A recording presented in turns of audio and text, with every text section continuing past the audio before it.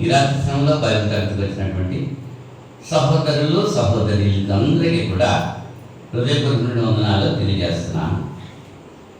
ఆన్లైన్లో తరగతి వీక్షిస్తున్నటువంటి ప్రతి సహోదరికి కూడా చింతపల్లిలో ఉన్నటువంటి క్రీస్తు తరపుగా హృదయపూర్వక వందనాలు తెలియజేస్తున్నానండి. అంత బాగున్నారు కదా? ఓకే. మనకి ఎన్ని ఇబ్బందులు, ఇరుకులు, కష్టాలు, నష్టాలు ఉన్నా దేవుడి సన్నిధిలో మనం సంతోషిస్తూ ఆనందిస్తూ ఉండాలి. పౌలు గారు అదే చెప్తున్నాడు, ఆనందించుడి, మరలా చెప్పులను ఆనందించుడి, మీ సహనము సకల జనులకు తెలియజేయండి అంటున్నాడు. సహించుకోవాలి క్రైస్తవులుగా. సహించుకున్నప్పుడే ఇతరులు మనల్ని చూసి మన దేవుణ్ణి మహిమపరుస్తారు. దేవుని మహిమపరకి మనం జీవించాలి తప్ప మన మహిమపరకు కాదు అనేటువంటి విషయాన్ని మనం గుర్తించాలి. దేవుని యొక్క వాక్యం మనం ఇది మనం చదువుకుని తర్వాత ప్రార్థన చేసుకుంటాం. ఎఫెసీ పత్రిక మొదటి అధ్యాయము, ఎఫెసీ పత్రిక మొదటి అధ్యాయం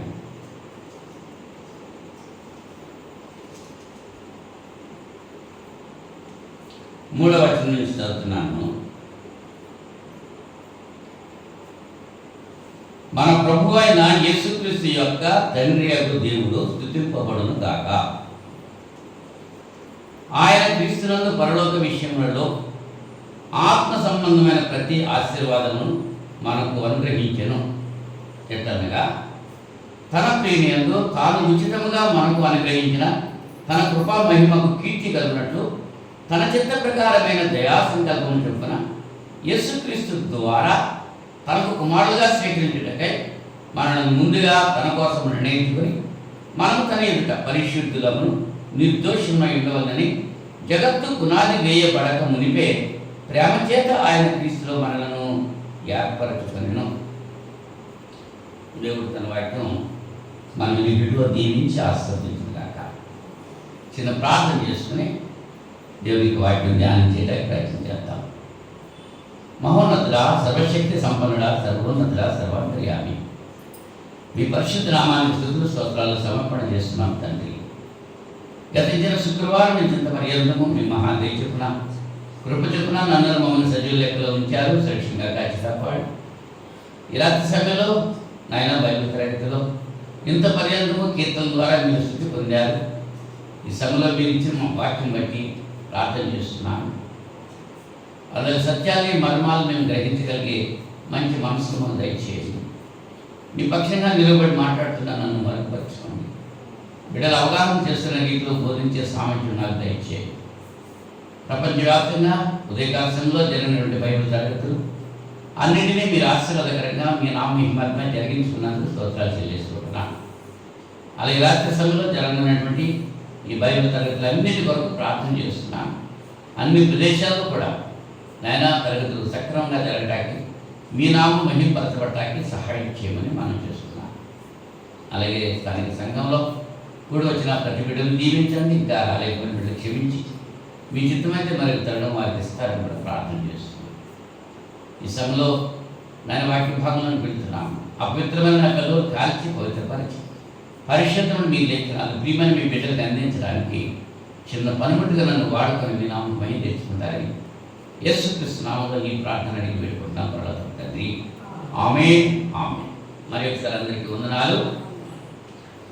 ప్రియులారా, ఇంత పర్యంతము మనము గత పాఠాల్లో పరిశుద్ధాత్మ గురించి మనం తెలియజేసుకున్నాం. అవునండి. ఈ యొక్క క్రైస్తవ ప్రాథమిక పాఠాలు అనేటువంటి ఈ భాగాల్లో గత దినాల నుంచి మనం దేవుడు ఉన్నాడు అనేటువంటి ఆధారాలు ఏంటో తెలుసుకున్నాం. దేవుడు ఎవరు, ఆయన లక్షణాలు ఏమిటో తెలుసుకున్నాం.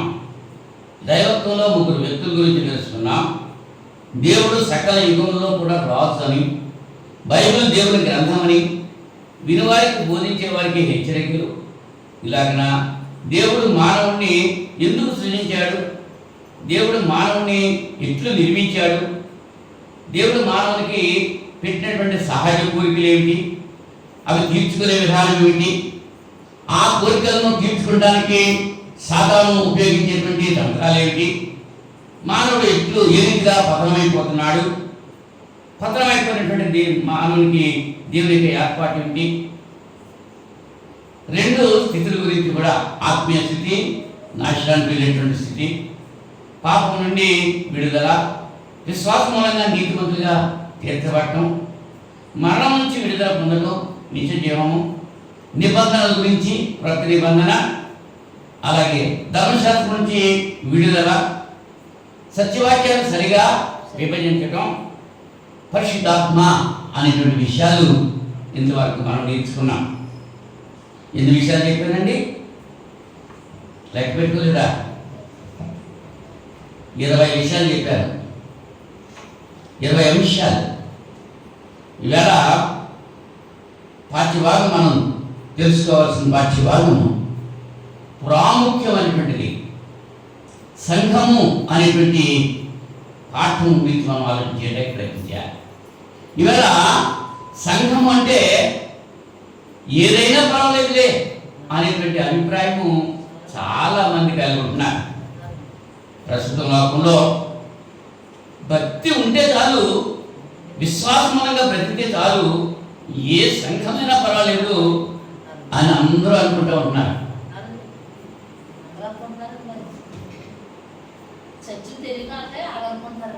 మరి ఏదో కొంచెం అన్నం తిని కొంచెం నీళ్ళు తాగేసి ఎక్కడో పడుకుని ఏదైనా ఒకే ఇల్లు కదా అని అనుకుంటున్నామా? ఏదైనా కడుపు కోసం తింటున్నాం, ఏదో తినేద్దాంలే అనుకుంటున్నామా? ఏ నీళ్ళైనా పర్లేదు, దాహం చేస్తున్నా కదా తాగేస్తున్నామా? మరి ఎక్కడైనా నివాసం చేసి ఏదైనా పర్లేదులే అని నివాసం ఏదైనా ఉంటున్నామా? మరి ఏ పేరైనా పెట్టుకోని పొద్దుపల్లి ఏదైనా పేరు పర్లేదులే అని పరిగెస్తున్నావా? ఏ పేరు పిలిస్తే? మరి సంఘము గురించి ఎందుకు ఆలోచించట్లేదు?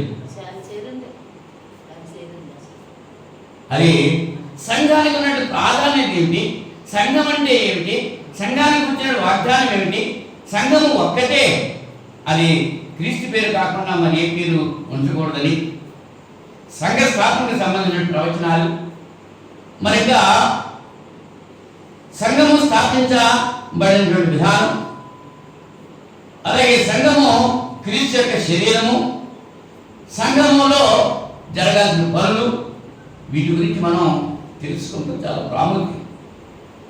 అది తెలుసుకోకే ఏ సంఘమైనా పర్వాలేదులే అని లోకస్తులు అనుకుంటూ ఉంటున్నారు.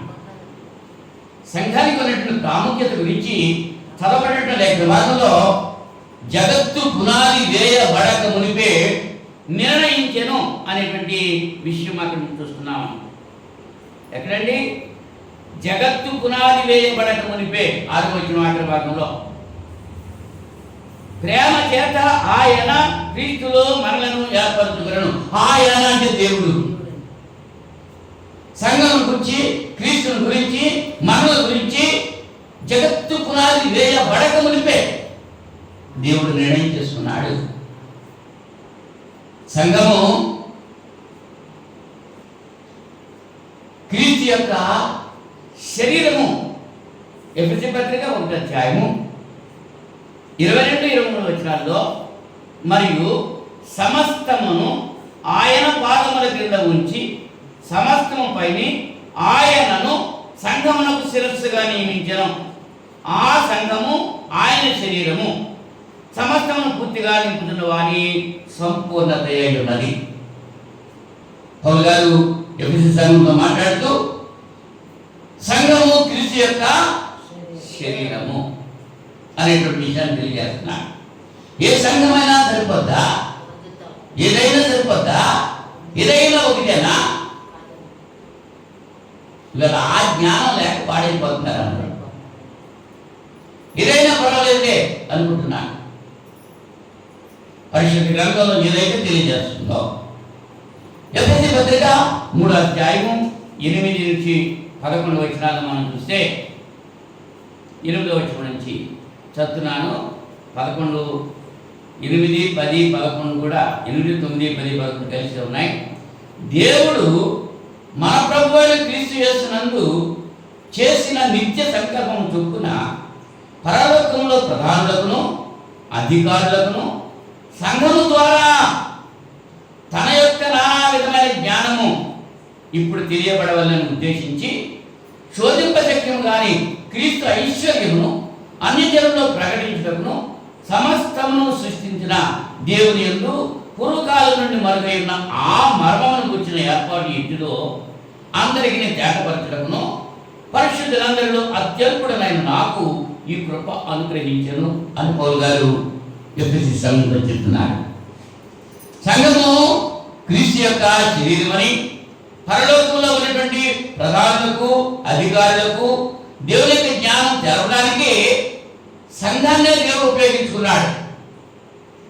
సంఘము ద్వారానే దేవుని యొక్క జ్ఞానము పరలోకంలో ఉన్నటువంటి ప్రధానులు కూడా అధికారులు కూడా సంఘమే చెప్పాలి. అక్కడ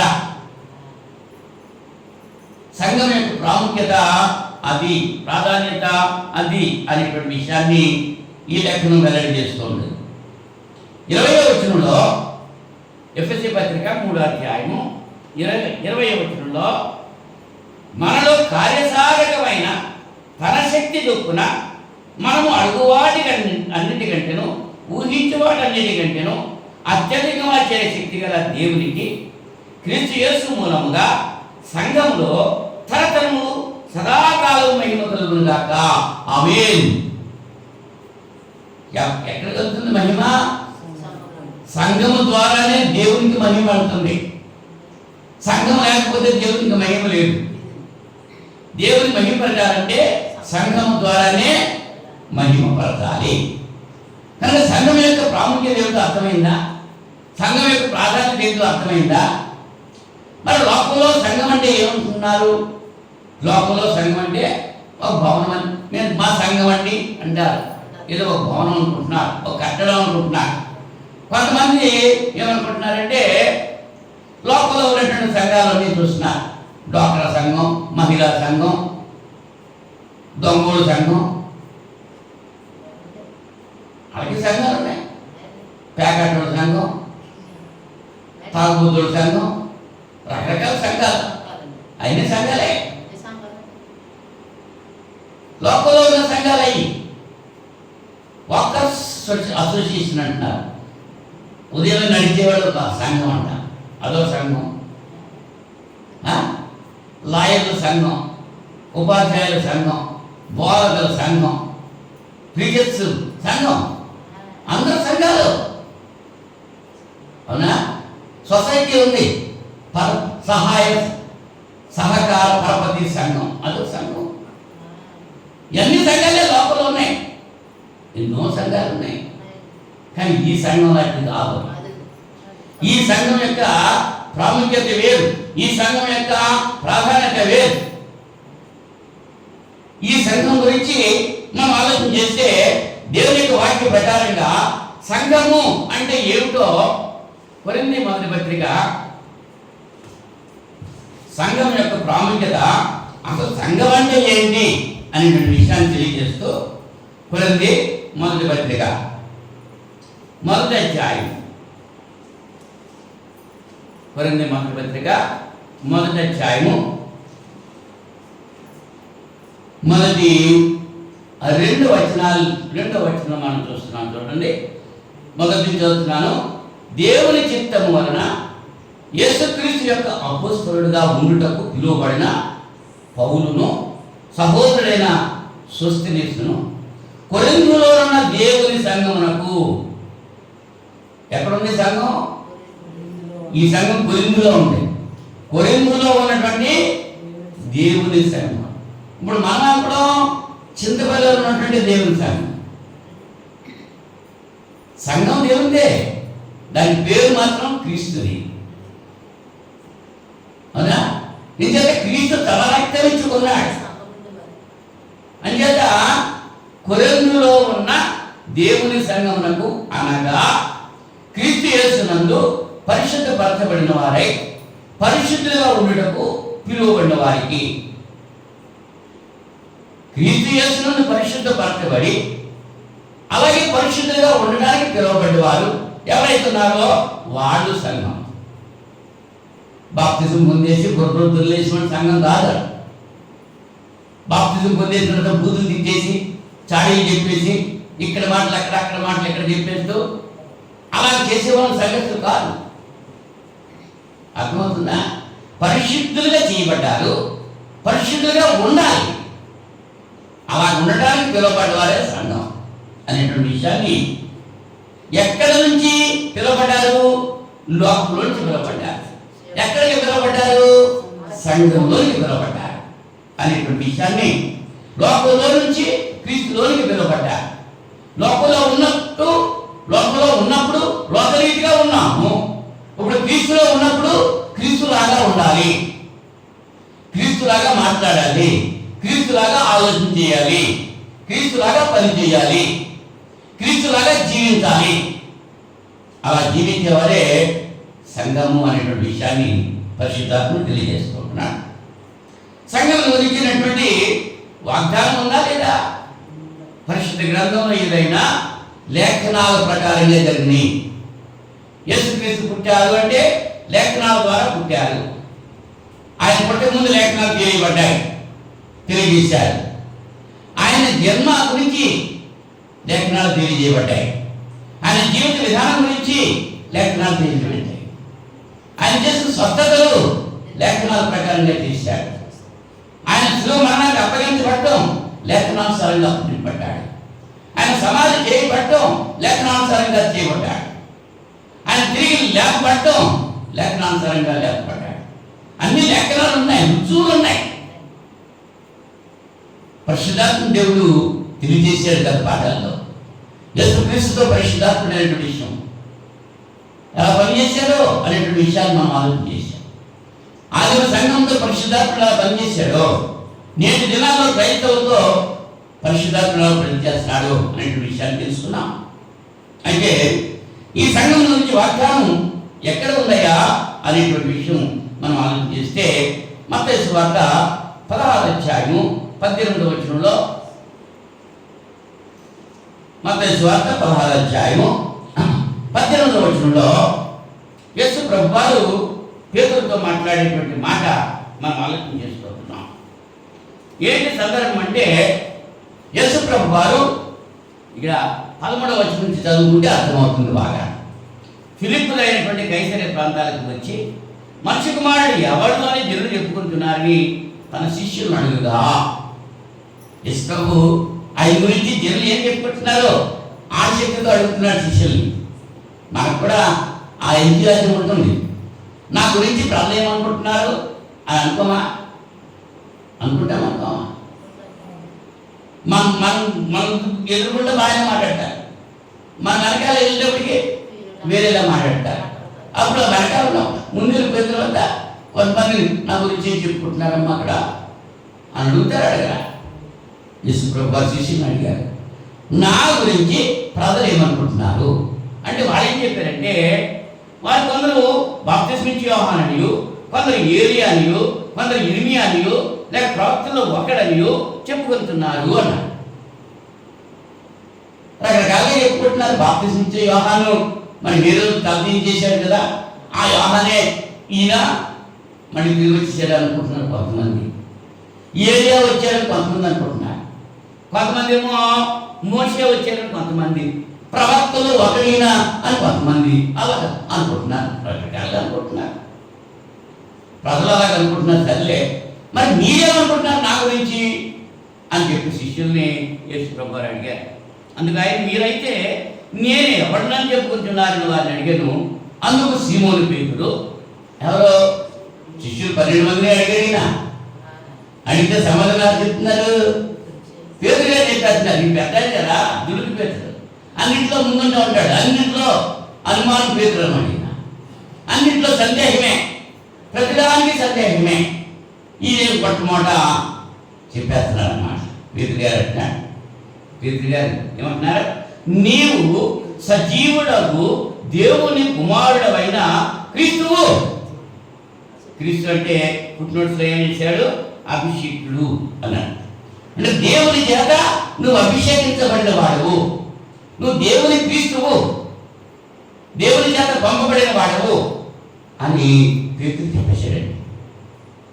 పేతురు చెప్పేశాడు. నిజమా అది? అప్పుడు ఇష్టపడినారు. అందుకు యేసు 17వ వచనంలో, సీమోను బట్ యోనా, నీవు ధన్యుడవు, పరలోకమందున నా తండ్రి ఈ సంగతి నీకు బయలుపరిచితేనే కానీ నరులు నీకు బయలుపరచలేదు. మరియు నీవు పేతురువు. పేతురు అంటే అర్థం ఏంటి? పుట్టినోట్స్లో తెలిసినాడు. 3వ నెంబర్ ఇచ్చాడు. పేతురు అనే శబ్దానికి రాయి అని అర్థం. నువ్వు పేతురు అంటే నువ్వు రాయి. రాయి అంటే కథలంటే వాడు. నీ విశ్వాసం కదలది, దృఢమైంది. నువ్వు పేతురు అయ్యా, ఈ బండ మీద నా సంఘమును కట్టుదును. ఈ బండ మీద నా సంఘమును కట్టుదును. ఎవరు చెప్పారు మాట? నా సంఘం అని ఆయన చెప్పారంటే సంఘం ఎవరిదే? ఇంకొకరికి అవుతుందా? నా భార్య అని నేను చెప్పినప్పుడు ఇంకొకరి భార్య అవుతుందా? క్రీస్తు ప్రభు చెప్తున్నాడు నా సంఘమును. నా అన్నాడు, ఏకవచనం ఉపయోగించాడు. మా లేదు. సంఘములు అన్నాడు, సంఘములు అనలేదు. నేను సంఘాలు కట్టేస్తాను అనలేదు, సంఘమును అన్నాడు. అంటే ఎన్ని సంఘాలు? ఒకటే. అదే సంఘం అది క్రీస్తుదే. ఈ మాట అక్కడ మనం చూసుకుంటున్నాం.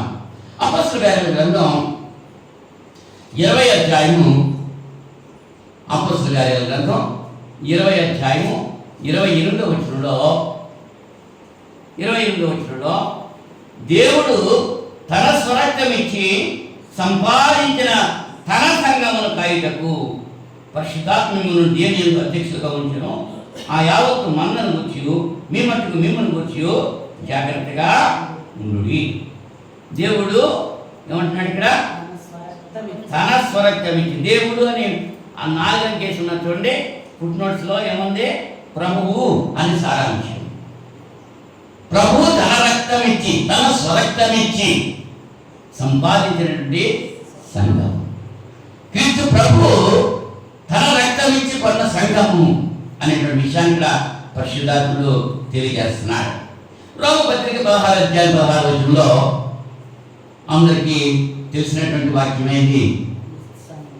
క్రీస్తు సంఘములన్నీ మీకు వందనములో చెప్పుచున్నాయి. సంఘం, క్రీస్తు సంఘము అనే పేరు ఇక్కడ ఉందా లేదా? పరిశుద్ధాత్ముడు తెలియజేసాడా లేదా? 16వ అధ్యాయం 16వ వచనంలో ఏమని చెప్తున్నాడు? పవిత్రమైన ముందు పెట్టుకొని ఒకరికొకడు వందనములు చేయుడి. క్రీస్తు సంఘములన్నీ మీకు వందనములు చెప్పుతున్నవి. ఇంకో సంఘాలు ఏమి లేవండి. క్రీస్తు సంఘము పరిశుద్ధ గ్రంథంలో ఉంది, పేరు దగ్గర. ఇంకా మిగిలిన ఏ సంఘాల పేరైనా గ్రంథంలో ఉన్నాయో చూపించండి. బ్రాహ్మణ సంఘం, పెంతెకోస్తు సంఘం, బైబిల్ సంఘం, లూథర్ సంఘం, రకరకాల సంఘాలు ఉన్నాయి. 2400 వీళ్ళు ఉన్నాయంటే ఆయన సంఘాలు. ఏ సంఘం పేరైనా బైబిల్లో ఉందా? వాళ్ళంతా భక్తిగా జీవించినా వాళ్ళ సంఘం పేరు ఇక్కడ బైబిల్లో. మనం అంత భక్తిహీనంగా జీవిస్తున్నా మన సంఘం పేరు ఉంది ఇక్కడ. అర్థమవుతుందా? ఇంత పవిత్రమైన సంఘంలో జీవిస్తూ అపవిత్రమైన జీవితాలు ఎలా జీవిస్తున్నారు మీరు? అర్థమవుతుంది అసలు? పవిత్రమైన సంఘం ఇది. క్రీస్తు తన రక్షించుకున్న సంఘం ఇది. ఈ సంఘంలో సభ్యుడిగా ఉంటూ నువ్వు నీ జీవిత విధానం ఎట్లా ఉంటుంది? దేవునికి ఇష్టమైన రీతిగా జీవిస్తున్నావా? లోకాన్ని మెచ్చుకుంటున్నావా? లోకంతో వచ్చి జీవిస్తున్నావా? అర్థం చేసుకోవాలి. పేరెత్తుకున్నంత మాత్రాన్ని సరిపడ్డా?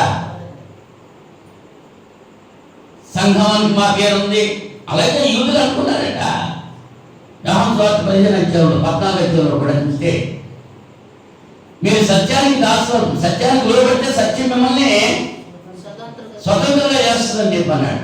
మేము దాసులు కాదు, మేము అబ్రహాము సంతానం అని చెప్పి గొప్పలు చెప్పుకున్నారు ఇజ్రాయేలీయులు. ఇవాళ మనం కూడా అలాగే చెప్పుకుంటున్నాం.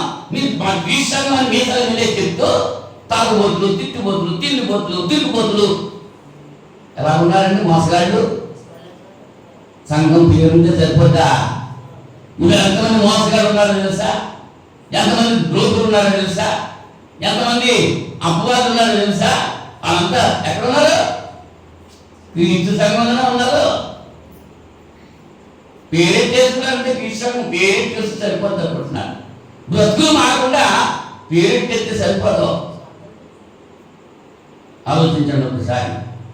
దేవుని సంఘం అని ఎందుకు అనకూడదు? దేవుడు రక్తం ఇచ్చారా? దేవుడికి రక్తం ఉందా? దేవుడికి రక్తం ఉందమ్మా? దేవుడు ఆత్మను కానీ ఆరాధించాలి, ఆత్మను తగ్గించను ఆరాధించాలి. ఆయనకి రక్తం లేదు. యేసుక్రీస్తుకి రక్తం వచ్చింది. దేవుడే యేసుక్రీస్తుకి శరీరం ఇచ్చాడు, అమర్చి పంపాడు.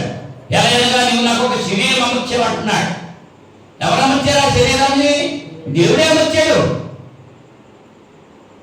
ఫిలిప్పీ పత్రిక 2వ అధ్యాయం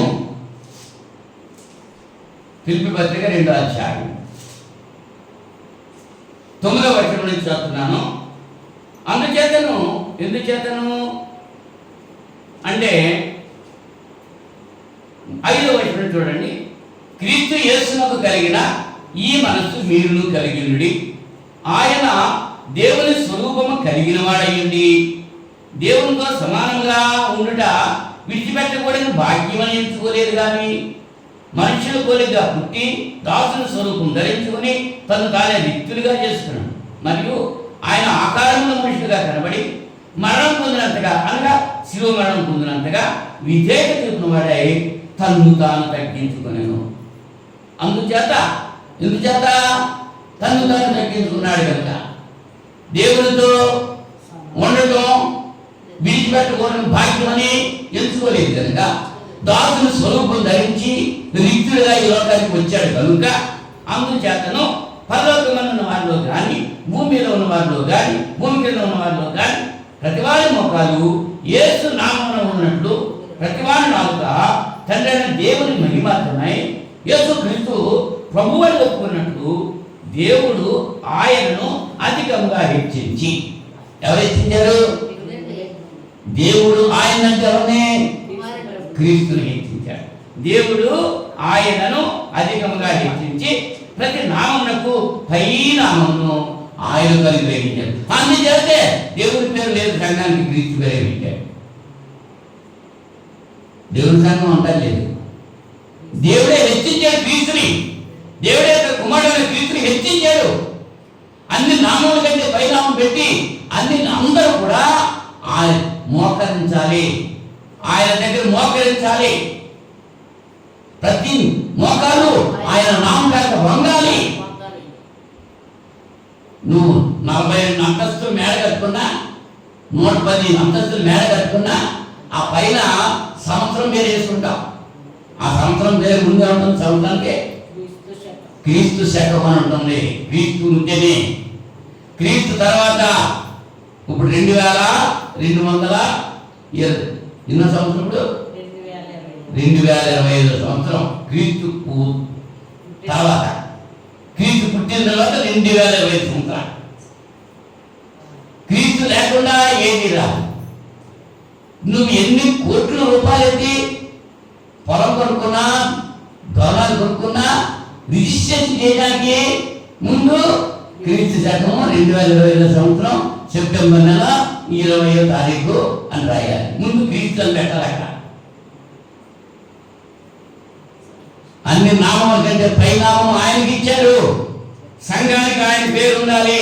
అందుకనే ఆయన పేరు పెట్టారు సంఘాన్ని. ఎఫెసీ పత్రిక 1వ అధ్యాయం 20వ వచనంలో ఇంతకుముందు మనం చదువుకున్నాం కదా. ఎఫెసీ పత్రిక 1వ అధ్యాయం 20-21 వచనాల్లో ఆయన ఆ బలాతిశయం చేత క్రీస్తును మృతుల్లో నుండి లేపి. ఎవరండి? ఎవరు లేపారు? పరిశుద్ధాత్ముడు చెప్పే మాటనా? గ్రంథంలో ఉన్న మాట ఏదైనా కరెక్టే కదా. మరి ఉన్నది ఉన్నట్టు ఆలోచన చేయాలా వద్దా? ఏమంటున్నాడు చూడండి. ఆయన ఆ బలాతిశయం చేత క్రీస్తును మృతుల్లో నుండి లేపి సమస్తమైన ఆధిపత్యము కంటెను, అధికారము కంటెను, శక్తి కంటెను, ప్రభుత్వము కంటెను ఈ యుగమందు మాత్రమే కాక రాబో యుగమందును పేరు పొందిన ప్రతి నామము కంటెను ఎంతో ఎత్తుగా పరలోకమందు ఆయన తన కుడి పార్శ్వమున కూర్చుండబెట్టుకొని ఉన్నాడు. ఎక్కడున్నాడండి యేసు ప్రభుడు? దేవుడు తన కుడి పార్శ్వాన యేసు ప్రభుడు కూర్చోబెట్టుకున్నాడు. దేవుని కుడి పార్శ్వాన కూర్చున్నాడు. లెక్కన చెప్తుంది అక్కడ. ఎక్కడి నుంచి లేపాడైనా? మృతుల్లో నుంచి లేపాడు, సమాధిలో నుంచి లేపాడు, మరణం నుంచి లేపాడు. ఎవరు లేపారు? దేవుడే లేపాడు. ఇలా చాలా కృష్ణుడు పుట్టాను, కృష్ణుడు లేచాను. ఆయన అంతా ఆయన పుట్టాడు, ఆయన అంతా ఆయన వేశాడా? లేఖనాల ప్రకారంగా ఆయన పుట్టాడు, లేఖనాల ప్రకారంగా ఆయన శ్రమపడ్డాడు, లేఖనాల ప్రకారంగా ఆయన మరణించాడు, లేఖనాల ప్రకారంగా ఆయన లేపబడ్డాడు. ఈ సత్యం చెప్తుంటే చెవులకి ఎక్కడో, శ్రీసంగముడికి ఎక్కడో. సంగమం పేరు ఎత్తుకున్నారంటే ఇదో పేరు చేసిన పేరు అందులో మేము వచ్చేసాం అంటున్నారు అంతే. వాళ్ళు చేసే పనులే మాంతలేదు, వాళ్ళ దేవుళ్ళు మాంతలేదు, వాళ్ళ త్రాగుళ్ళు మాంతలేదు, వాళ్ళ దూరాలు మాంతలేదు, వాళ్ళ గంధవేషాలు మాంతలేదు. అన్ని మాంతేనే క్రీస్తు సంఘం ప్రాముఖ్యత ఉంటుంది. దాని యొక్క విలువ ఉంటుంది. విలువలేని జీవితాలు జీవిస్తూ మేము కూడా క్రీస్తు సంఘ సభ్యులమే అని చెప్పుకుంటున్నారు. దేవుడి నామానికి అవమానం కలుగుతుంది తప్ప మహిమ రావట్లేదు. అంచేత ఆయన అంటాడు, మిమ్మల్ని బట్టి కదా అన్ని జనుల మధ్య నా నామము దూషణ పాలవుతుంది. ఎవరి మధ్య దూషణ పాలవుతుంది? అన్ని జనుల మధ్య దేవుని నామము దూషణ పాలవుతుంది. ఎవరిని బట్టి? మన బట్టే, మన జీవిత విధానాన్ని బట్టే, మనం మాట్లాడిన మాటలు బట్టే, మనం చేసేటువంటి పనులు బట్టే, మనం జీవించిన జీవిత విధానాన్ని బట్టే దేవుని నామం దూషించబడుతుంది అనేటువంటి విషయాన్ని మనం గుర్తించి మన జీవితాలు సరి చేసుకుంటే దేవుడు సంతోషించి ఆనందిస్తాడు. లేదోడు అలాగే కొనసాగుదాం. బాప్తిజం పొందకముందు ఎలాగైతే ఉన్నామో ఇప్పుడు కూడా అలాగే ఉన్నాం. గొంగళి ఎక్కడున్నావు అంటే నువ్వు ఎక్కడ వేసావు, నేను ఎక్కడే ఉన్నాను అంటారంట. నిజం దానికి ప్రాణం లేదు, ఎక్కడ కలదని. మరి మనకు కూడా లేదా? బాప్తిజం పొందకుండా ఎలా ఉన్నావు? పొందిన తర్వాత ఇన్ని సంవత్సరాలు ఏదో నీ బ్రతుకు మార్చుకోలేదు. మరి ఇక దేవుని దీవుని ఎలా వస్తాయి నీకు? మార్చుకున్నావా? ఆలోచన చూసుకో ఒకసారి. సంఘం గురించిన వాగ్దానాలు మరి 3 రిఫరెన్స్లు చెప్పాను. మీరు చదువుకోండి, మీ బైబిల్ అలా ఉందో లేదో. దేవుడు తన కుమారుడైన క్రీస్తును మృతుల్లో నుంచి లేపి ఆయన కుడి పార్శ్వమున కూర్చున్న పెట్టుకున్నాడు. స్టెఫన్ గారు కూడా మాట్లాడుతూ ఆయన రాళ్ళతో కూడా చంపేస్తుంటే ఆకాశం తెరపడటం, దేవుని కుమారుడు దేవుని కుడి పార్శ్వమున నిలబడి ఉన్నాడని చెప్పి అంటున్నాడు. ఎందుకు నిలబడ్డాడంట? ఈ స్టెఫన్ గారి ఆత్మ దేవుని దగ్గరికి వస్తుంటే దానికి స్వాగతం పలుకుతూ నుంచున్నాడండి యేసు ప్రభు. అపొస్తలుల కార్యాల గ్రంథం 7వ అధ్యాయం. అపొస్తలుల కార్యాలు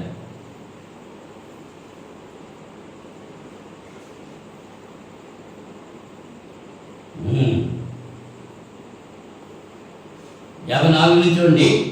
7వ అధ్యాయం. వారి మాటలు విని కోపంతో మండిపడి అతను చూసి పండ్లు కొరికి, అయితే అతడు పరిశుద్ధాత్మ నిండుకున్న వాడై ఆకాశం యొక్క తేరు చూచి దేవుని మహిమయు యేసు దేవుని కుడిపార్శ్వమందు నిలిచియుండుటను చూచి ఆకాశం తెరబట్టి మనిషి కుమారుడు దేవుని కుడిపార్శ్వమందు నిలిచియుండియు చూచుచున్నానని చెప్పాను. అప్పుడు వారు పెద్ద కేకలు వేసి చెవులు మూసుకుని ఏకంగా అతని మీద పడి పట్టణపు వెలుపలికి అతని వెళ్ళగొట్టి రాళ్ళు రువి చంపిరి. సాక్షులు సౌలులను ఒక యవ్వనిని పాదముల యొద్ద తమ వస్త్రములు పెట్టిరి. ప్రభువును గురించి మొరపెట్టిరు. యేసు ప్రభువా నా ఆత్మను చేర్చుకుని స్టెఫను పలుకుతుండగా వారు అతన్ని రాళ్లతో కొట్టిరి. అతడు మోకాళ్ళుని, ప్రభువా వారి మీద ఈ పాపం మోపకము అని గొప్ప శబ్దంతో పలికెను. ఈ మాట పలికి నిద్రించాను. సౌలు అతని చావునకు సమ్మతించాడు. నిజం చెప్పాడండి పౌలు గారు. స్టెఫన్ గారు ఏమంటున్నాడు? 51 వచనంలో, ముష్కరులారా హృదయములను చెవులను దేవుని వాక్యముకు లోపరచమల్లని వాడారా తిడుతున్నాడండి. మీరు ఊరుకుంటారు తిరిగితే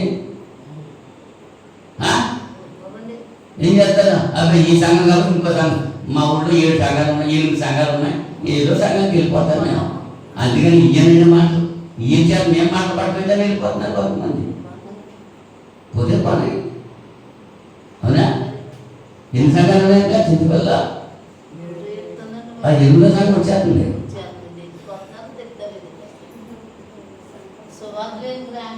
అవునా? అదే ఇప్పుడు చేపలు కూడా ఏం చేస్తున్నారు? కష్టపడి వలేసి చేపలు పెట్టుకుంటూ మానేశారు. వలేసి చేపలు పెట్టుకున్న చేపల్ని బుట్లో వేసుకుంటే ఈ బుట్లో ఉన్న చేపలు లాగేసుకుంటున్నారు. ఇవాళ చింతపల్లిలో ఉన్నటువంటి సంఘాలన్నీ కూడా మొట్టమొదటి ఇక్కడ బాప్తిస్మం ఇక్కడ దేవుని యొక్క వాక్యం విన్నవాళ్ళే ఉన్నారు తప్ప వాళ్ళంతా వాళ్ళు వాక్యం చెప్పి వాళ్ళు మార్చుకుని వాళ్ళ వైపు ఆకర్షించుకున్న వాళ్ళు ఎంతమంది ఉన్నారు?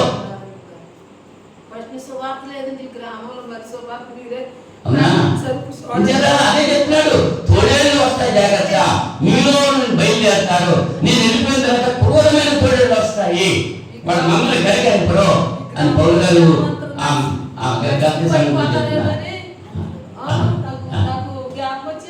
అవునా? అర్థం చేసుకోండి. లెక్కలు ఏం చెప్తుందో అదే చెప్తున్నాను తప్ప నేను నా సొంత మాటలు ఏం చెప్పట్లా. వాక్యం ఏదైతే చెప్తుందో అదే బోధిస్తున్నాను తప్ప ఈ బాధ ఇష్టం అవట్లేదు చాలా మందికి. నిజం చెప్తూ ఉంటే నిష్ఠురంగా ఉంటుంది. నిష్ఠురమైన పర్వాలేదు, దేవుడు మెచ్చుకోవాలి తప్ప నన్ను మనుషులు మెచ్చుకోవట్లేదు. పౌలు గారు అదే చెప్తున్నారు. ఏమంటున్నారు? గల్తీ పత్రిక 1వ అధ్యాయము 10వ వచనంలో, ఇప్పుడు నేను మనుషుల నేను సంపాదించుకొని చూస్తున్నానా, దేవుడు నేను సంపాదించుకొని చూస్తున్నానా, నేను మనుషులను సంతోషపెట్టగలుగుతున్నానా, నేను ఇప్పటికీ మనుషులను సంతోషపెట్టబడినైతే క్రీస్తుదాసులను కాకేయకు. పౌలు గారు అదే చెప్తున్నారు. మనుషులు మెప్పు కావాలా, డబ్బు దేవుడు మెప్పు కావాలా? దేవుడు చెప్పమన్నది చెప్పాలా, లేదా మనుషులకు ఇష్టమైనది చెప్పాలా? పౌలు గారు అలాగే చెప్పాడు గల్తీ సంఘంతో. అవునా? మాట్లాడుతున్నాడు ఆయన యూదా మతస్థుడు అయ్యింది, క్రీస్తుకు లోబడి యూదా మతాన్ని విడిచిపెట్టి ఆయన ఉన్నటువంటి ఆస్తిని, ఆయన ఉన్న చదువుని, ఆయన ఉన్న పరపతిని పెంటగా ఎంచుకున్నాడు. ఆయన సంఘంలో క్రీస్తు సంఘంలో చేరి మేళ కట్టుకోలేదు, తోటలు కొనుక్కోలేదు, బిల్డింగ్లు కట్టుకోలేదు, బ్యాంకు బ్యాలెన్స్లు పెంచుకోలేదు. ఆయన కష్టపడి పనిచేసి సువార్త ప్రకటించాడు. ఎవరిని ఊరికే తీసుకోలేదు, ఉచితంగా తీసుకోలేదు. నాకు అది కావాలి, ఇది కావాలి, అది పెట్టండి, ఇది పెట్టండి అని ఎవరిని ప్రేరేపణ చేయలేదు. మీరు అలా ప్రేరేపణ చేసేవాళ్ళే ఇష్టలైపోతున్నారు. మీరు ఏమి ఇవ్వక్కర్లేదు, వచ్చి వాక్యం ఏంటంటే ఏం చేస్తున్నారు? అది ఇంకా కూడా నిప్పుగా ఉంటుంది.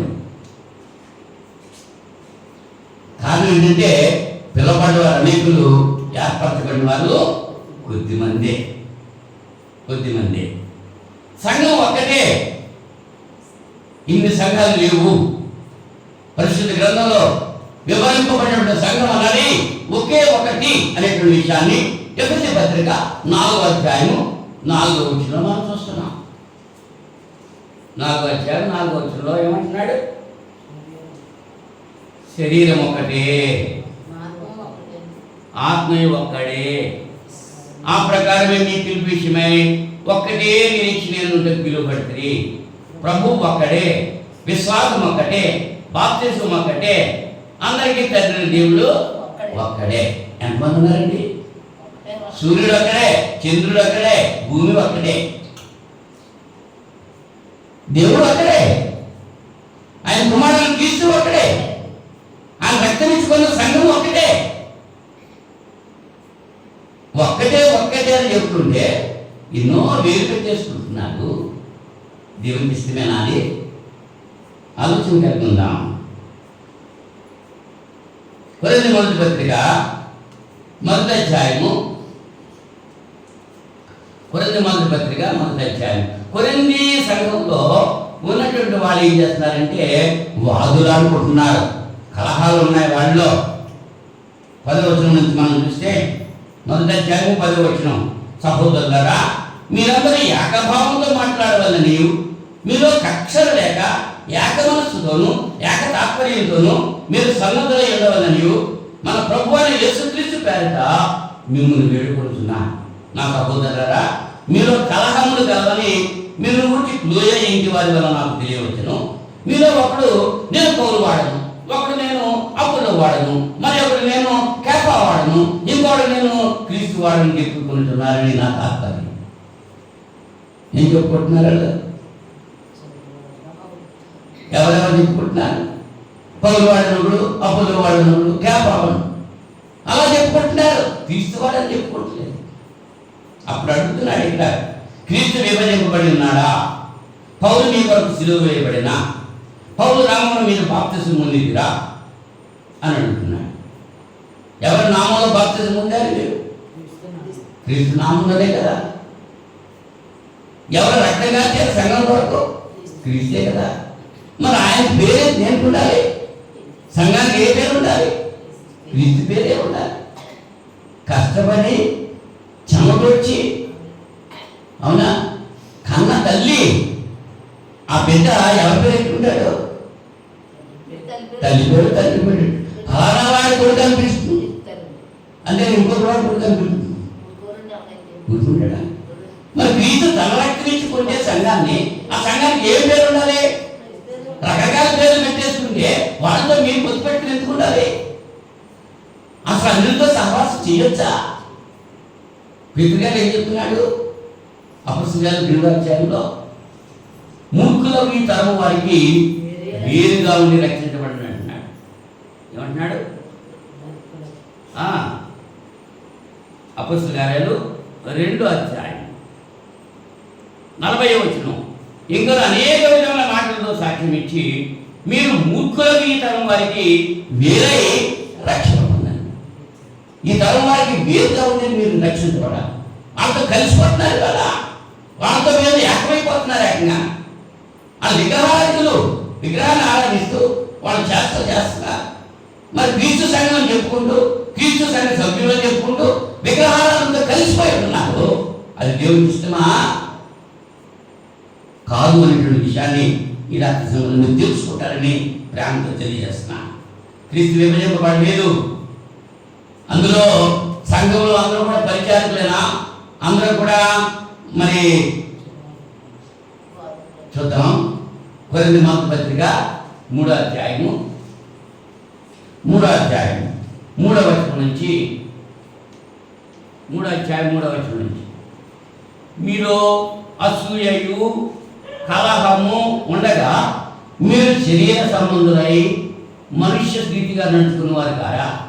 ఒకటి నేను పౌలు వాడను, మరొకటి నేను అప్పుల్లో వాడను అని చెప్పినప్పుడు మీరు ప్రకృతి సంబంధ మనుషులు కారా? అప్పుల్లో ఎవరు, పౌలోడు పరిచారకులే కదా. ఒక్కొక్కరికి ప్రభు అనుగ్రహించిన ప్రకారము వారి ద్వారా మీరు విశ్వసించి, నేను నాటిని అప్పుల్లో నీళ్లు పోసాను, వృద్ధి కలిగి చేసిన వాడు దేవుడే. కాబట్టి వృద్ధి కలిగించే దేవుళ్ళలోనే కానీ నాటువాడిలోనైనా నీళ్లు పోయే వాళ్ళనైనా ఏమీ లేదు. నాటువాడును నీళ్లు పోయేవాడును ఒక్కటే. ప్రతివాడు తాను చేసిన కష్టం కొద్ది జీతం పుచ్చుకోను. మేము దేవుని జత పని వారమై ఉన్నాము, మీరు దేవుని వ్యవసాయము దేవుని గృహమునై ఉన్నారు. నేను విత్తనం పెట్టాను అని నేను గొప్పని చెప్పుకోవాలా? నేను నీళ్ళు పోసానని ఇంకోటి అంటాడు. అది విత్తనం వేయటం, నీళ్లు పోయటం అన్నది మన పని. దాన్ని మొలకెత్తింపజేసేది, ఫలింపజేసేది ఇదో మా ఆవిడ ఆనందాన్ని పెట్టిందండి. అక్కడ ఎన్ని వచ్చినాయి, ఏం రాలేదు. ఒక చోట వచ్చినాయి, ఒక చోట రాలేదు. అది విత్తనమే కదా, అది పెట్టిందిగా, ఇది రాలేదు. పెట్టడం వరకే మన పని, అలాగే వాక్యం విత్తడం వరకే మన పని. విత్తిన వాక్యాన్ని మీ హృదయాల్లో బదిలిపరుచుకుంటాం, ఆ ప్రకారం జీవించడం, జీవించకపోవడం అనేది మీ మీద ఆధారపడి ఉంటుంది. దేవుని వాక్యం లాగా ఉంది అని తెలియజేస్తున్నాం, ఉంటే మా పని. దాని ప్రకారంగా జీవిస్తే దీవించబడ్డారు, జీవించకపోతే శాపాలు వస్తాయి. అదే కదా చెప్పేది. నారు పోసేవాడు ఒకడు, నీళ్లు పోసేవాడు. నారు పోసేవాడు, నీళ్లు పోసేవాడు ఒకటే. వాళ్ళంతా వీళ్ళంతే, కానీ ఫలింపజేసేది ఎవరు? దేవుడు. ఆయన మొలకెత్తింపజేస్తున్నాడు, ఫలింపజేస్తున్నాడు. ఆయనకి ఘనత రావాలి తప్ప విత్తనం పెట్టినోడికి నీళ్ళు పోసినోడికి ఘనత రాదు. ఈ లోకంలో ఏం చేస్తున్నారంటే ఘనత ఎవరు తీసుకొస్తున్నారు? అందరూ పరిచారకులే. వృత్తి కలుగ చేసేవాడు ఎవరో దేవుడు అనేటువంటి విషయాన్ని గుర్తించాలి. మత్తయి సువార్త 15వ అధ్యాయము 13వ వచనంలో, మత్తయి సువార్త 15వ అధ్యాయం యేసు ప్రభువు చెప్తున్నారు. మత్తయి సువార్త 15వ అధ్యాయం తీసారా? 13వ వచనం నేను చదివేస్తున్నాను. 13వ వచనం నుండి ఆయన 12 చదువుతాను. అంతగా ఆయన శిష్యులు వచ్చి పరిసయ్యులు ఆ మాట విని అభ్యంతరపడిరని నీకు తెలియనా అని ఆయన అడుగుగా, ఆయన పరలోకమందున నా తండ్రి నాటని ప్రతి మొక్కయు పెళ్ళగింపబడి వారి జోలికి పోగుడి. వారు గుడ్డివారయ్యండి, గుడ్డివారికి త్రావ చూపువారు. గుడ్డివారికి త్రావ చూపినే కదా వారిద్దరు గుంటలు పడతారు కదా అన్నాడు. ఏంటి ఎవరి గురించి చెప్తున్నారు? శిష్యులు చేసుకున్నామని అంటున్నారు. వాళ్ళ గురించి నువ్వు చెప్పేలాగా వాళ్ళు అభ్యంతరం పడ్డారు, నీకు తెలుసా అని అడుగుతున్నారు. ఏం చెప్పారంట? 15వ వచనంలో మొదటి నుంచి మనం చేస్తే, ఆ సమయం యెరూషలేము నుంచి శాస్త్రులు పరిసయ్యులు యేసు దగ్గరికి వచ్చారు. వాళ్ళు అడుగుతున్నారు, నీ శిష్యులు చేతులు కడుక్కోకుండా భోజనం చేస్తున్నారు ఏంటి అని అడుగుతున్నారు. అప్పుడు పెద్దల పారంపర్యాచారం అతిక్రమిస్తున్నారే నీ శిష్యులు అని అడిగారు యేసు ప్రభు. యేసు ప్రభు అంటున్నాడు, నేను కూడా ఒక మాట అంటాను, మీరు మీ పారంపర్యాచార నిమిత్తం దేవుని ఆజ్ఞని ఎందుకు అతిక్రమిస్తున్నారు? తల్లిదండ్రులు కనపరచమని తండ్రినైనా తల్లినైనా దూషించేవాడు తప్పక మరణం పొందమని దేవుడు సాధించాడు. మరి తల్లిని కానీ తండ్రి కానీ దూషిస్తే వాడు చనిపోవాలి. దేవుడు చెప్పిన మాట అది. ఇవాళ ఎంతమంది తల్లిదండ్రులు తిడుతున్నారు, ఎంతమంది తల్లిదండ్రులు కొడుతున్నారు, మరి వెంటనే చచ్చిపోతలేదేలో. కృపాకాలం ఇది. తల్లిదండ్రులను హింసలు పెట్టేస్తున్నారు. ధర్మశాస్త్రం ఏం చెప్తుంది? నీ తల్లిని కానీ తండ్రి కానీ దూషిస్తే నువ్వు మరణశిక్షే అని చెప్పాను. మీరైతే వాడు తన తండ్రినైనా తల్లినైనా చూసి నా వల్ల నీకేది ప్రయోజనం అవునో అది దేవార్పితము అని చెప్పిన ఎడలా అతను తన తండ్రినైనా తల్లినైనా కనపడతక్కలేదని చెబుతున్నాను. వీళ్ళకి సత్య చెప్తున్నారు. దేవునికి ఇచ్చేసాను, నువ్వేం కోరుకుంటున్నావు? అమ్మా డాడీ నీకేం కావాలి? అది దేవునికి ఇచ్చేసాను అంటాడు. మమ్మీ నీకేం కావాలి? అది దేవునికి ఇచ్చేసాను అంటాడు. దేవునికి ఇచ్చేది నీకు ఇవ్వట్లేదు ఇంకా. అలా చెప్పుకుంటున్నాడు. ఎవరైనా చేసినాడు? శాస్త్రుడు పరిచయం. మీ పారంపర్యాచారం నిమిత్తమై దేవుని వాక్యాన్ని నిరర్థకం చేస్తున్నారు. ఈవేళ కూడా చేస్తలేదా? ఆవేళ సంగతులు పెట్టే ఈవేళ క్రైస్తవుడు అయ్యింది చనిపోతే వాడు బొట్టలు రెండు కట్టేస్తున్నారే. ఎక్కడి నుంచి వచ్చింది ఇది? బైబిల్ చెప్పాడు కట్టేయమని. తలకాయ దీపం పెడుతున్నారే. వాళ్ళకాడికి వెళ్ళి వచ్చిన తర్వాత మళ్ళీ ఆ దీపం చూస్తున్నారే, దాన్ని దండం పెడుతున్నారే. అన్యులు సంగతులు పెట్టి క్రైస్తవుడు అని పిలిపించుకుంటూ క్రైస్తవుడు అని చెప్పుకుంటూ మరి చేస్తారా లేదా?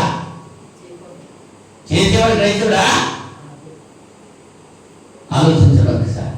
ఆనాడు శాస్త్రుల పరిచయాలు కూడా యేసు ప్రభువుని అడుగుతున్నారు, నీ శిష్యులు చేతులు కడుక్కోవడం భోజనం చేస్తున్నారేంటి?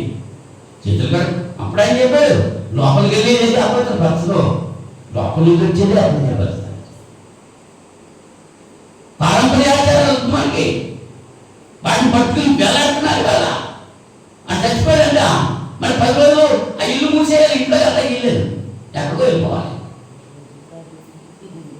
అంటే ఇప్పుడు చచ్చిపోతారంట. తీసుకెళ్ళి బయట చెప్తున్నారు, ఇన్ని లక్షలు పెట్టి కొట్టుకున్నాడు, కట్టుకున్నాడు ఇల్లు అని తీసుకెళ్ళి బయట కింద వేస్తారు. మళ్ళీ మంచం మీద పడక గట్టేసి గట్టి మీద పడేస్తున్నారు. పారంపర్యాచారాలు ఏం చెప్పారడా? మరి దేవుని ఆజ్ఞకు లోపడుతున్నారా? దేవుని ఆజ్ఞ కావాలా, పారంపర్య ఆచారాలు కావాలా?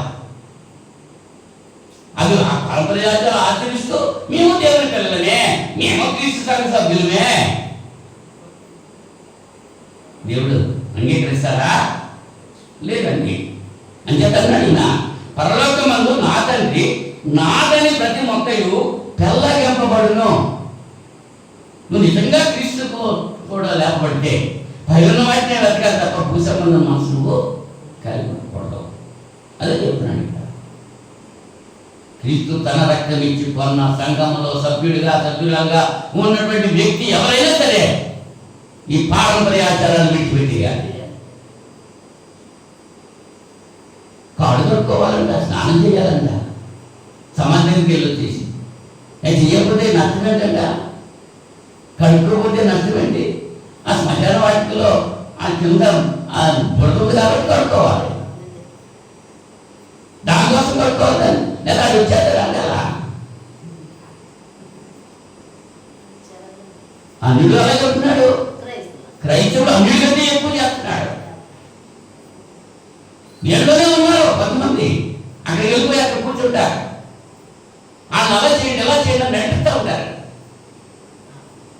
వాక్యంలో చెప్పిన అలాగా వాక్యానుసారంగా జీవిస్తున్నావా, లోకానుసారంగా జీవిస్తున్నావా? శుక్రవారం కూడా చచ్చిపోయాడు, కోలుకోసేయాలి. ఆ కోలుపోయి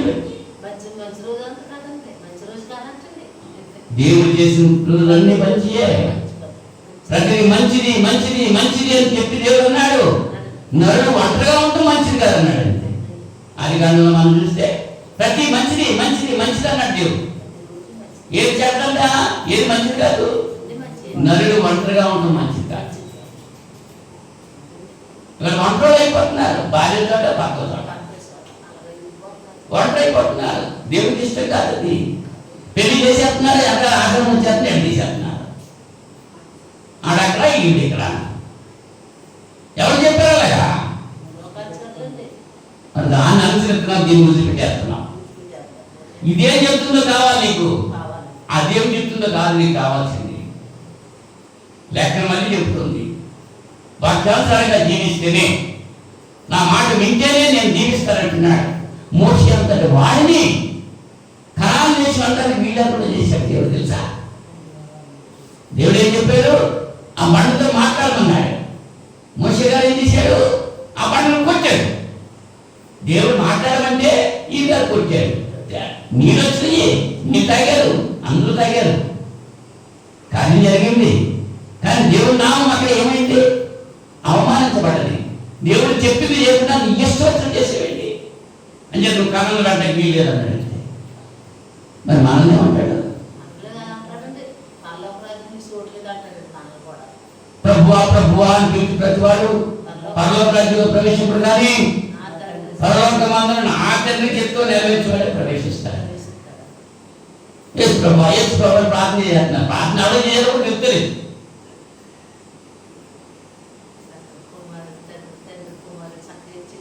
అవునా? దేవుడు తన కుమారుని హెచ్చించాడండి. ఆయన నామాన్ని హెచ్చించాడు. అన్ని నామాల కంటే పైనామం ఆయన ఇచ్చాడు. దేవుడే హెచ్చిస్తే ఆ నామాన్ని నువ్వెవరో తగ్గించాగే. దేవుడే తన కుమారుని హెచ్చించాడు, నువ్వు తగ్గించేస్తున్నాడే. ఆయన పేరు తీసేసి ఎవరి పేరో పెట్టేస్తున్నావు. ఎవరు తగ్గాడు పెట్టుకుని ఇవ్వరు. ఏ శరీరానికి ఆ శిరసే ఉండాలి. ఆ శరీరానికి ఇంకో శిరస్సు ఉంటే సరిపోతా?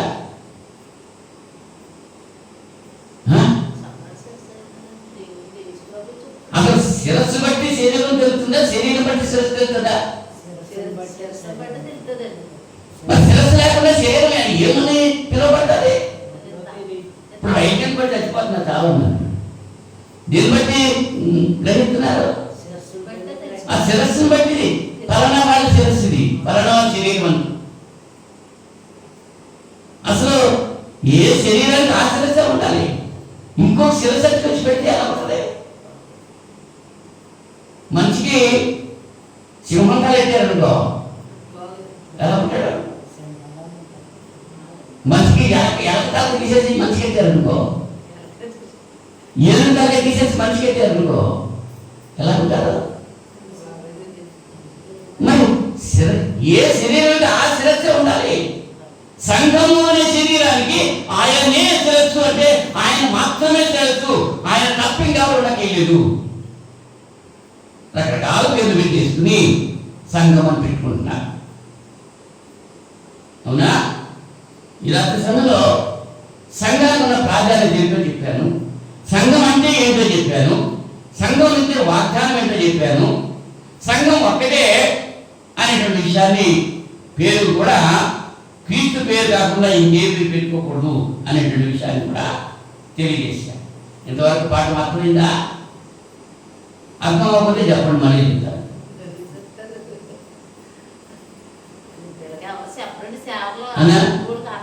మరి అర్థం చేస్తున్నప్పుడు చెప్పిన దాన్ని జీవించాలి.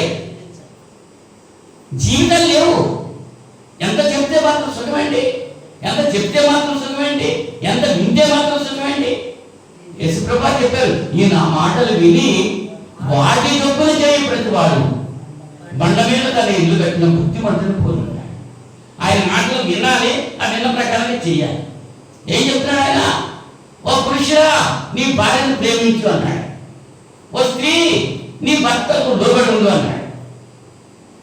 ఆయన చెప్పిన మాటనా? మరి దాన్ని వివేచిస్తున్నావా? భర్తగా నీ భార్యను ప్రేమిస్తున్నావా? భార్యగా నీ భర్తకు లోబడి ఉంటున్నావా? అలా ఉంటే నువ్వు వాక్యాన్ని అంగీకరించాడు. వాళ్ళ భర్తలు కూడా ఏం చేస్తున్నారు? విశ్రయించుకుంటున్నారు.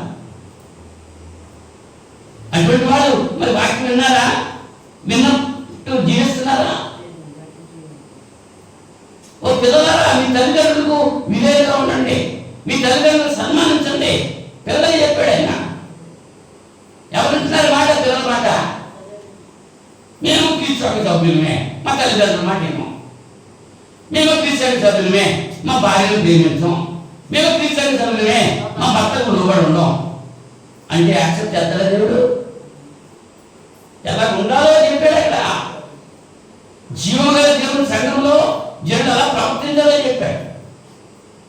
ఆ ప్రవర్తన విధానం మానేసి నీ ఇష్టాంతరంగా జీవిస్తూ పారంపర్య ఆచారాలు అనుసరిస్తూ నేను దేవుని పెట్టను అని చెప్పుకుంటే దేవుడు యాక్సెప్ట్ చేస్తాడా?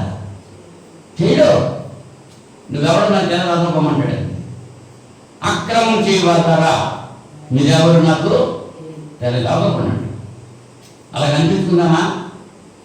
ఆయన మాటలు లోబడి జీవిస్తూ కూడా నమ్మకమైన మంచి దాసుగా అని ఆయన చేత పిలువబడతామా? ఆలోచన చేసుకుంటూ ప్రార్థన చేద్దాం. ప్రార్థన. మహోన్నతుడా, పరిశుద్ధ, సర్వశక్తి సంపన్నుడా, సర్వోన్నతుడా, సర్వాంతర్యామి, మీ పరిశుద్ధ నామానికి స్తుతులు స్తోత్రాలు సమర్పణ చేస్తున్నాం తండ్రి. ఈ రాత్రి సమయంలో బయలు తరగతిలో సంఘం గురించి నా తండ్రి బిడ్డలకు బోధిస్తుంటున్నాను. బిడ్డలు వింటూ ఉన్నారు శ్రద్ధగా. ఇక్కడ బిడ్డలు మాత్రమే కాదు నాయన, వాక్యంలో నాయన మరి ఆ స్టేటస్లోను, వాట్సాప్లోను, యూట్యూబ్లోను వాక్యం వింటున్నట్టు ప్రతి బిడ్డ కొరకు ప్రార్థన చేస్తున్నాను తండ్రి. ఏదైతే వాక్యంలో మీరు చెప్పారో అది వారి జీవితాల్లో అనుభవించుకొని ఆ విధంగా జీవిస్తూ మీ నుంచి జీవించబడే భాగ్యం బిడ్డలకు దయచేయమని విజ్ఞాపన చేస్తున్నాను. ఎత్తబడిన వాక్యం బిడ్డల హృదయాల్లో పదిలిపరచుకుని ఫలింపజేయడానికి సహాయం చేయండి. గత వారం కంటే అధికమైన నేలతో రానైనటువంటి వారు కూడా కాపాడి మీ చిత్తమైతే మీ కుమారుని తీసుకురాక ఆలస్యమైతే మరొక శుక్రవారం మేము చేరి పరిశుద్ధ లేఖనాలు మేము నేర్చుకుంటానికి సహాయం చేయండి. యేసుక్రీస్తు నామములో ఈ ప్రార్థన అడిగి వేడుకుంటున్నాం పరలోకపు తండ్రి. ఆమేన్. ఆమేన్. అందరికీ వందనాలు.